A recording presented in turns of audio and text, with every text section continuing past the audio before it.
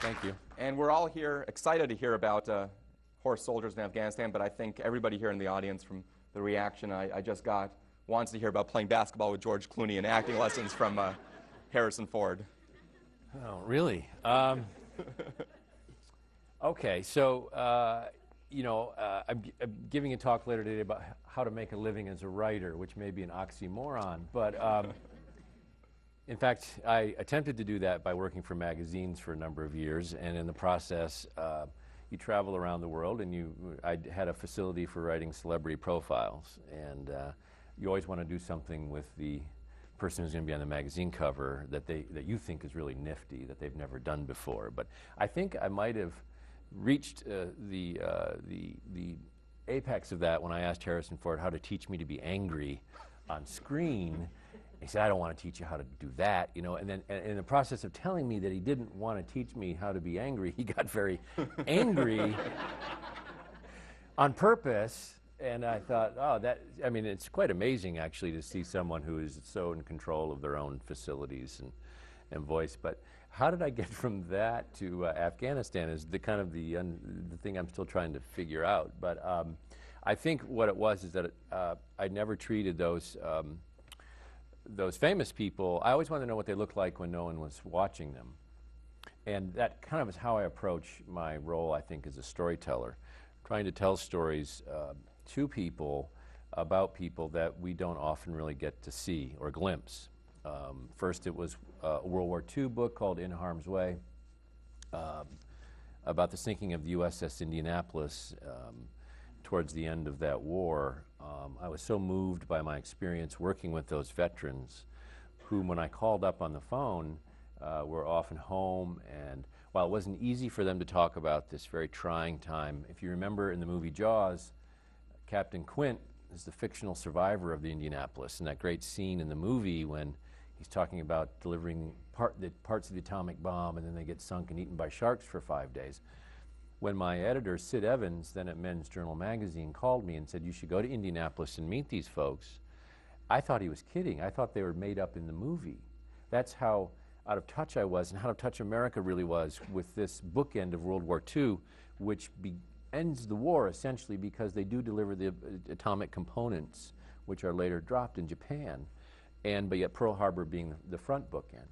So I said, Sid, this is made up. And he said, no, they really exist.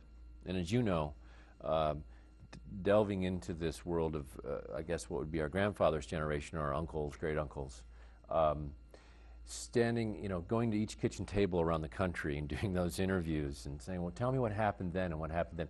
It's really a story about men and later on their wives facing a supreme existential moment and figuring out who they are and how they're going to survive this, and then this sets the course really for the rest of their lives.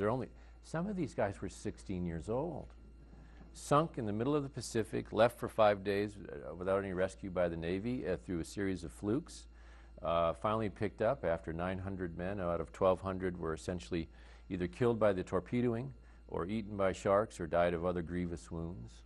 Picked up, the captain is court-martialed. First time in U.S. naval history it had happened under those particular circumstances. He commits suicide in '68. The story lived on and on and on. So in the kitchen tables, always the wives were standing at the sink doing the dishes, it turned out, when I was doing my interviews. I thought, this is interesting. This must be something you do when you get older. Whenever everyone comes over, you do the dishes. But the reality is that they were actually hearing the stories often for the first time, too. And so Harlan Twyble in Florida would say, well, I think that I got out of the Navy and then we moved to and then Alice would say, no, Harlan, that's completely wrong. You did, that didn't happen. But yet at the same time, I'd say, well, tell me, Harlan, what happened when the ship sunk? It sunk in 12 minutes. I mean, it sunk quicker than it takes to get money out of the ATM machine. And the room would grow quiet. And that story that began to emerge of just who these men were as human beings, as American citizens, as our fathers and grandfathers, really touched me, and I tried to tell it from their point of view. So that when I came to 2001, I think the challenge I set for myself is, can you do that with the modern soldier as well?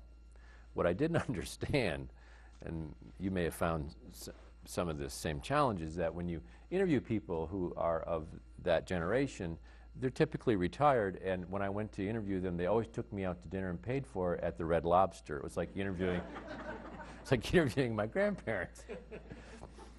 Calling a man in his early middle age who is part of 5th Special Forces group out of Fort Campbell, Kentucky, who a part of the U.S. military that has really almost never cooperated with any writer in any kind of way that I wanted to do it, which was like I had done with the World War II authors, which was, I don't care what kind of batteries you use. I mean, the caliber of the ammo is interesting.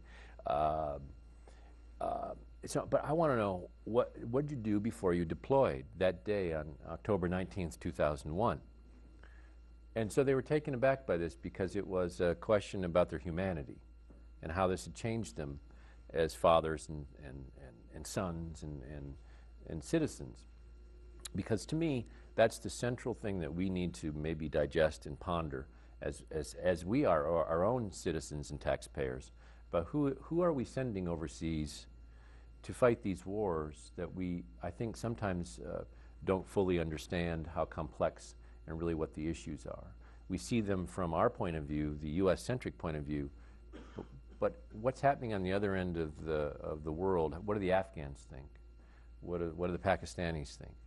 So that, in a big nutshell, explains how I kind of moved from writing magazine pieces to World War II into the modern soldier, to tell a story that as if you were hearing it around the kitchen table, and it was epic and yet very intimate and personal, about a subject that you probably wouldn't even pick up the magazine to maybe read about.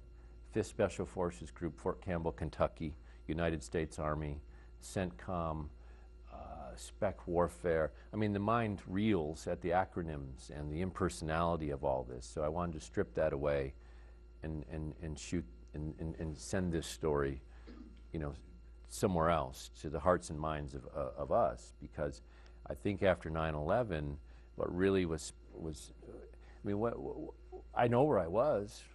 I mean, you probably do too. I was getting coffee, getting out of my truck, and going into the and stopped.